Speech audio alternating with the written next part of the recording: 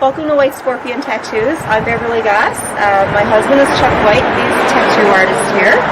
And we both own the shop. We've had the shop now for about 15 plus years. So you can come on in.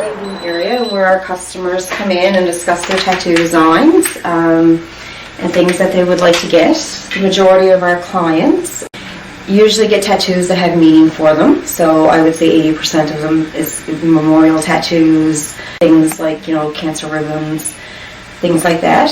We've also done a couple breast cancer survivors that have had their breast removed or had their breast reconstruction, so they've had their nipples and stuff tattooed back on. Those have been very, very rewarding. Some days it's a lot of tears here, depending on the tattoos that people are getting.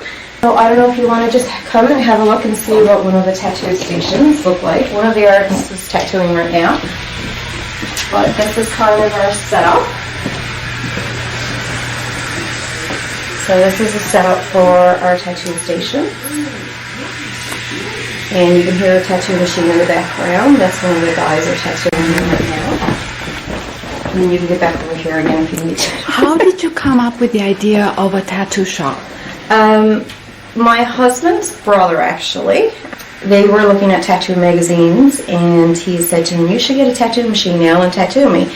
And so that's what he decided to do. So Chuck decided to get tattoo machines. He's self-taught, got all kinds of videos, did a lot of the fake skin stuff that you buy, fruit, things like that. And his brother was a big guinea pig for him. So Chuck has a lot that he did on himself. He started out in his mom's house, in a room off his mom's house. And then 15 years ago, we moved up here to Carbonear. And we had a shop on Water Street, two different places on Water Street. And then we moved to this location, which we've had now for 7 years. And we have a young fellow, Stephen Parsons, that's here with us. He started as an apprentice, and Chuck taught him, and he's phenomenal. And it is definitely a day-to-day learning thing, because everyone's skin is different, the textures, how they react, how they sit for tattoos, the designs they want. Anything can be custom designed. They can come in with some flash ideas, but majority of the people come in with the ideas and want it put together. So we have a 16-year-old here now that's getting tattooed. 16 and 17 we do with parental consent, so his mom was here signed, and she approved it, so he's here getting tattooed now. We've tattooed up as old as 85 that have come in and wanted to get their first tattoo. Some men that have been in the military and have wanted their something with the military and stuff before they've passed. We've had from 16 to 85 has been, but our majority is, I would say, in the 20 to 50 odd range for the most part. That's most of our clients, and parents that come in with their kids and get matching tattoos and things like that. What advice would you give to someone who wants to get their first tattoo? Research the artist, look at their work online or portfolios or whatever they have. Make sure of the design. One thing we tell some of them is print off the ideas they want, stick it somewhere that you're looking at it every day. If you don't get sick of looking at that over a few weeks, then that's probably the idea. But I find most people, when they're getting it, it's something that has a meaning for them, so it's not something they're going to regret anyway. Most of them that come in for their first tattoo, it's usually something to do with memorial tattoos or like their grandmother's signature or something like that. That is going to be something they're not going to regret. If it's something that we think they might regret, we will advise them as well. Do you remove tattoos? No, we don't. We do cover-ups, which are very hard to do. You're very limited when you're doing cover-ups, and some can be done and some can't. Sometimes you got to work with what's there, and then sometimes you just got to say, no, it can't be done. You're just going to make more of a mess than... Are there any medical conditions that would prevent someone from getting a tattoo? One thing is if they're on blood thinners, usually depending on what type of blood thinner.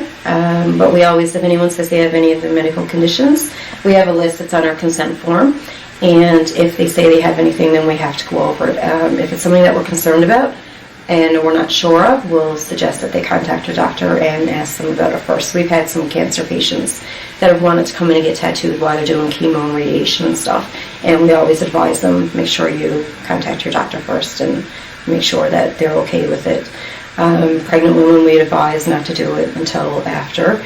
Anyone that's on blood thinners, especially if it's warfarin or something, you bleed a lot more, so we recommend that they definitely talk to the doctor.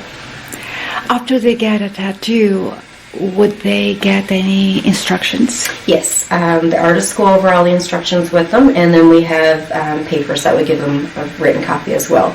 And then we just tell them if there's any questions or anything to contact. And we give them the ointment and stuff for the first few days and stuff like that. So we give them everything they need right off the bat. Do you have any popular tattoos? Spine tattoos for young girls are very popular right now. Thigh tattoos for the young girls are popular. The guys, it's dragons, snakes. Those seem to be very popular the last year. How many hours should they expect? It varies. It depends on the tattoo. If it's something that's small, you can probably be here less than an hour. If it's something that's big, you could be a few hours, or it could be multiple sittings, depending on, how detailed it is, how big it is, if it's color, black and gray, things like that. So it depends on the tattoo. You spoke about the tattoo as a motivator, as a healer.